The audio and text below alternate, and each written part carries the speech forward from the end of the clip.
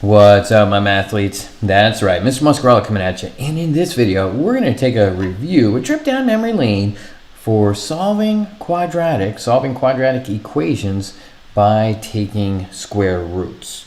All right, so we're going to go through 3 different examples together. But what I want you to do first, remember, when you're taking perfect square numbers, you want to take a look at those, and there's a series of perfect square numbers that are going to be helpful for us to know. So I want you to make sure you write these down. So 4, because 1 squared is 1, 2 squared is 4, 3 squared is 9, 4 squared is 16, and 5 squared is 25, 6 squared is 36, 7 squared is 49, 8 squared is 64, then we have 81 for 9 squared, 10 squared is 100, and if you go to 11, that's 121. And if you want to go all the way to 12, that would be 144. All right, so those are the first 12 perfect squares. And generally, you won't need to go that high, but there they are for you, because we'll need those. We'll need to be able to recall those number skills there.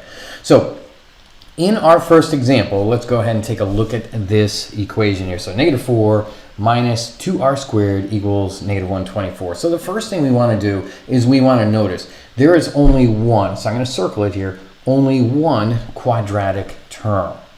Only one. All the other terms are constants. They're all numbers. So when you only have one quadratic term, that's what you want to look for and know that the technique you're going to use is solving square roots. So let's go ahead and get that quadratic term isolated on the left side. So we'll add 4 to both sides, in which case we'll get -2r squared. When you add 4 to -124, you get -120. Now the r squared is not isolated yet, so we'd have to divide both sides by -2, and that ends up giving us +60. Now, for our next step, and this is what you have to be really careful of, when you square root, so most people kind of do this, they'll say, oh, square root, square root. Now I want to warn you here, do not forget, if you do that, you'll get dinged, because it's plus or minus the square root of 60. So be sure you keep that plus or minus there with that. So if you were to write that on that previous step, be sure to put a plus or minus with that. So then you'd write down r equals plus or minus the square root of 60. Now, that 60 is not a prime number. It does have a perfect square factor, so now I have to go up. And what I want to do is I want to look at my list of perfect square numbers. And I'm going to start here at 49, because if I go, so 64, those are all bigger, 64, 81, 100, 120, they're all bigger than 60, so I don't need to worry about that. So what I want to do is see, does 49 go into 60? Nope.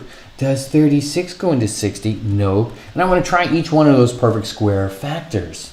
All right, now, the number that does go into 60, that is a perfect square number, is 4. So what I have to remember is that if I were to take the square root of 4, I would get 2. So when you think about this, it's kind of this piece right here. It's like square root of 60. When you think about it, that's square root of 4. And what times 4 gives us 60? Well, that would be 15.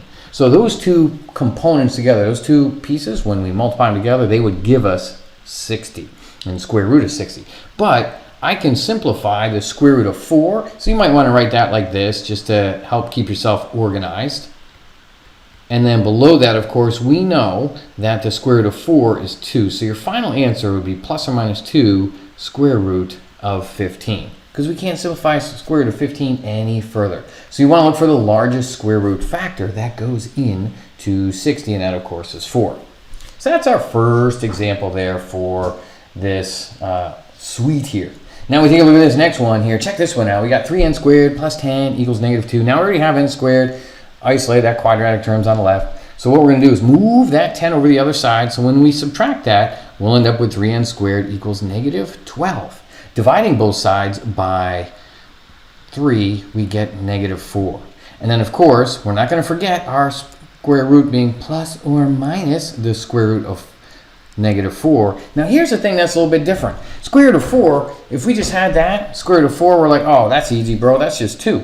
But the thing that's a little bit different about this is that the number underneath is a negative. So if you have a negative underneath the square root, you also have to take out an I, because I stands for the imaginary number.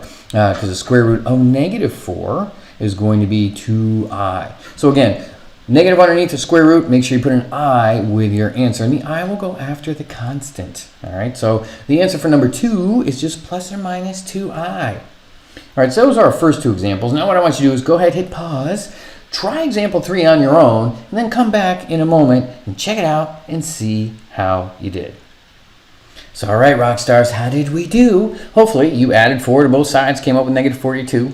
When you divided both sides by 7, you got negative 6. Then when you did plus or minus the square root, you ended up with an I out in front because, and remember, because we've got a negative underneath the square root, so that's going to pop out as an I. Now 6 can't be simplified. There's no perfect square factors of 6, so that's it.